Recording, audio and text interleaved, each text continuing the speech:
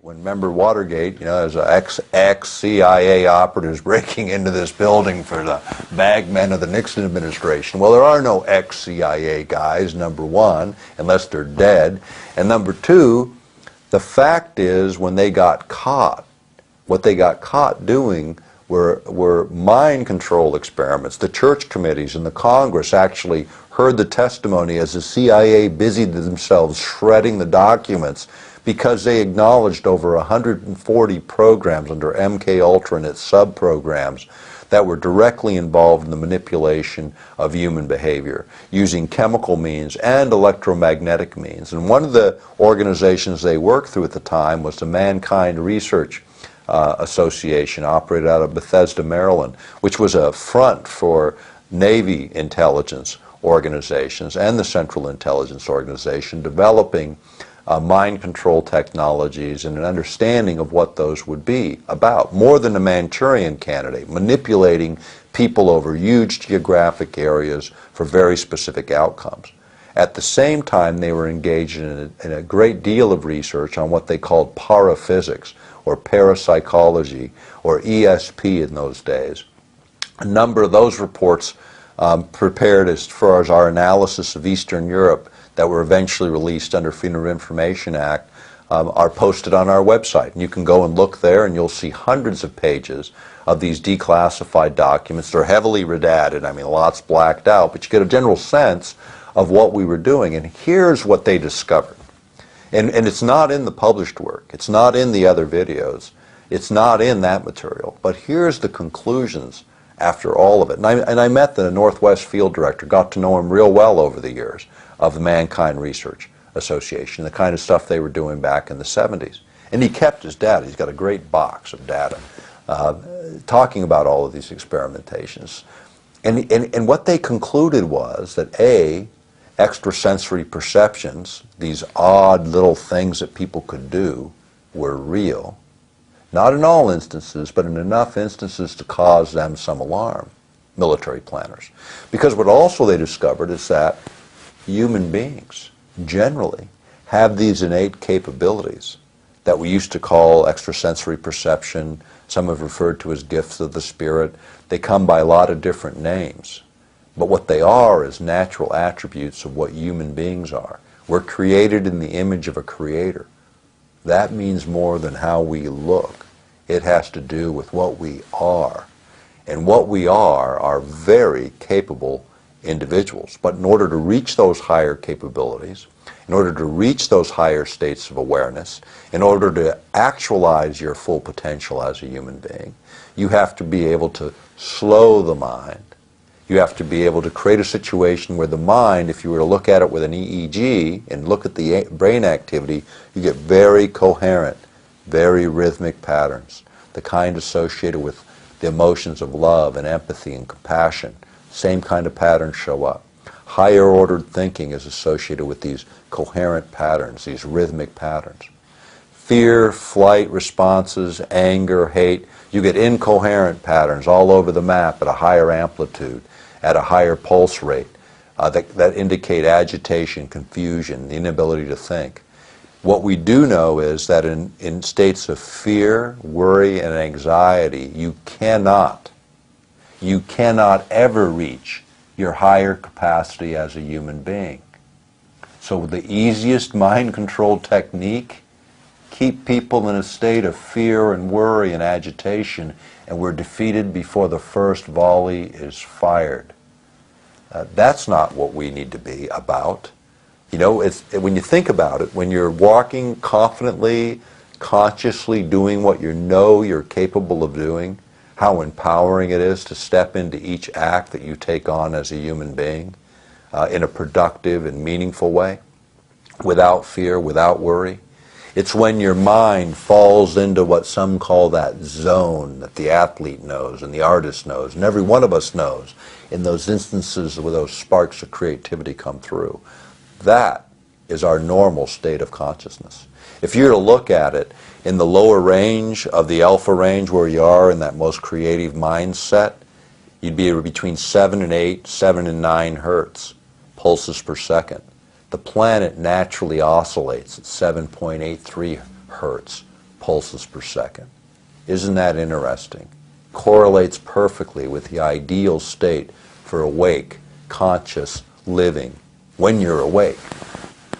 And yet the fields that we surround ourselves with in this room right now, in every room where everyone's watching this because the power grid is operating at 60 hertz, 60 pulses per second, an agitating signal all the time in our background noise, if you will, our noise. Because think about it, in a crowded room, all the noise you hear and you're having a conversation with your friend, and you block out all that background noise. We do the same thing with electromagnetic fields. I'll tell you when you notice it. I couldn't use this analogy in Germany. I'll tell you why in a minute. But think about when the power fails in your community. When the power goes out, completely goes out, the power grid's down. Now everybody remembers it given all the winter storm activity. And the first thing you notice how quiet it is because the refrigerator's not humming along, the air conditioner or the heaters aren't blowing air around. The second thing you notice is how your whole body exhales as you relax. Same feeling when you come in from a hard day of work and you're wearing your insulated soles on your shoes, and the first thing you do is you kick them off and you come back into ground with the pulse rate of the planet and you relax. That relaxation is the silence. Do you know what the sound of being born into an explosion is? Silence. We're living in that explosion, in the fields that surround us every moment of every day. When I used that analogy this last year in Stuttgart, everybody looked at me like I was crazy when I said, you know when the power fails. It never fails in Germany. People with gray hair never remember a power failure since World War II ended. You know, I mean, we don't even think about that. I mean, you talk about the contrast in technology. I can't even use the same analogy in Europe because it doesn't make sense because their technology happens to run smoother. And we invented the power grid for all practical purposes. But again, you know, I say it humorously, but at the same time recognizing under all this are these very real effects that we have to recognize. So how do you learn how to control you? You know, people ask me all the time, you know, you talk about a lot of technologies, generate a lot of concern, some levels of anxiety. That's not my intention. My intention is to inform so we can begin to think about this stuff in a productive, constructive way and how we address it. But more importantly, the more important part of this message, and anything that I've said in the last couple of days, is about the fact that we are more than we think we are. There are no small things. There's only things that are undone. Each thing that we do as individuals matters. It matters a lot, more than you might even realize or recognize. And there are no small things. And what I do versus what you do, it's not a size issue. It's getting the work done. All of us have a sphere of influence, and we need to assert ourselves in that sphere of influence. What that means is it might mean that we have a conversation with our family or our close friends. We don't feel any anxiety having done that. When the anxiety creeps in, back off. Think about what you're doing. It should be like breathing if you're working outside of fear and outside of worry, and you're working in a way that is possible, where you acknowledge it's possible. Do what you know you can do to further your version and your view of the truth. And do it in a respectful way. And do it with confidence. And don't lift the burden if it's too heavy. There's someone else that'll lift it for you. Or lift it with you. But do something in favor of what you believe to be right and true. Whether it's on any of the issues we've covered today or on some other issue. But something that you care about and recognize there's a billion other people doing the same thing. And we're not waiting for an organization to form. We're already standing in it. It's called the human race. Participate in it. Be what you were created to be, and assert yourself in the world today by affecting change, by direct action, in a respectful and rational way, and without fear and without worry, because that is the zone in which things can happen. Fear is the adversary. It has always been the adversary, and it's the easiest method of controlling human behavior.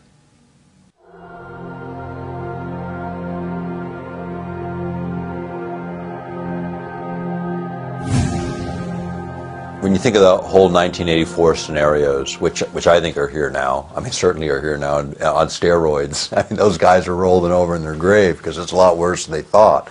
Huxley, you know, he wrote Brave New World, and the essay most people missed of his was one of the very last ones he wrote, which was Brave New World Revisited. When he went back and sort of looked at it and said, oh no, it's 40 years ahead of where I thought it was. Now this is in the late 1950s, and I think he died in 62 or 63. So the very end of his life, and the things that are the most important to read aren't what somebody wrote early in their career, it's what they wrote at the end, sort of how they evaluate. You know, when I look at studying someone's work, I start with the last thing they wrote and work my way backwards, because there's the pinnacle of their knowledge. And Huxley's pinnacle of the knowledge was the last warning, the last shout in the movie theater saying, hey, it's 40 years ahead of the game, and it probably isn't going to be chemistry that does it. It's going to be something else. And it's the electronics of this century. It's the tools that we've been talking about misapplied to the population. Those are the things that are causing Huxley today to roll over in his grave, because even that warning was 40 years too old. I mean, that warning in the late 50s and his conclusion then was nothing compared to what has emerged in the 21st century and what came out of the last century. This technology to change not just our emotional states, but the way we perceive the world, already exists on the planet. New breakthroughs are being anticipated by military planners. This last year, 2010, DARPA let 2 contracts, University of California, for developing methods and means for creating electronic telepathy, where we can electronically transfer thoughts into the mind of another person in a way that they cannot distinguish the artificial from their own. Now think about that in the 21st century. If you can create a complete memory set, one of the stated goals of Air Force planners, to complete a complete memory set that you cannot distinguish the real from the fiction, is that the witness you want on your trial in the courts of the 21st century? The guy who can swear by that memory, and yet that memory is as false as a $3 bill. That's the technology of this century. It'll challenge the very institutions that we depend on for justice, for liberty, for freedom. Synthetic memory. It's being even played off in terms of Gulf War syndrome and in terms of the shock that people come out of the war with. You know, the shock, the fear, the memories, the post-traumatic stress syndrome that boils out of these war efforts. And so what are we hearing about? Ways to wipe the memory clean so people can forget all those bad experiences. Do they really go away, or do they just get driven deeper into the subconscious where they do their real work at breaking down the consciousness of a human being, where they can't get played out, they can't get worked out, they get suppressed, and suppressed conflicting ideas are the root to a lot of the psychosis we see in the world today. This is the solution of military planners. Wipe out the memory of the gladiator so they don't know what they did. And somehow that will excuse the behavior and save that person's soul. No, it won't. It'll mask the pain and let it break out in some weird, irrational way, because that's what happens when you suppress these kinds of memories. Secondly, maybe we want these guys to remember what they did, because maybe some of the things that they were directed to do they shouldn't have done in the first place.